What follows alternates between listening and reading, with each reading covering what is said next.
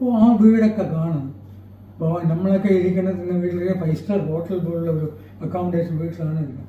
അങ്ങനെ എന്ത് കിട്ടിത്തം വീട് അത്രയും ചാണകം കൊണ്ട് മുഴുകിയ ഒരു ഇതൊക്കെ പോലുള്ള സ്ഥലത്താണ് ഓല കസാരി ഇപ്പോഴും മെയിൻറ്റെയിൻ ചെയ്യുന്നുണ്ട് അവർക്ക്.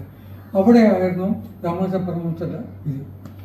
പിന്നീട് എന്ത് ചെയ്തു, ജയറാം പടിയിൽ രാമകൃഷ്ണ പരമഹംസ വീട്ടിലും ഒരു കിണറുണ്ട്, ഒരു കിണർ.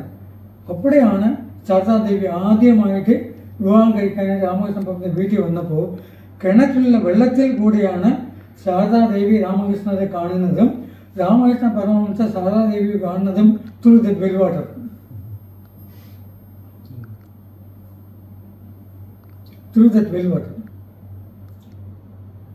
അങ്ങനെ നേരിൽ കണ്ടപ്പോൾ രാമകൃഷ്ണ പരമഹംസ ഒരു സെക്കൻഡ് വാസ് ടോട്ടലി ഫ്രസ്ട്രേറ്റഡ് ആയിട്ട്.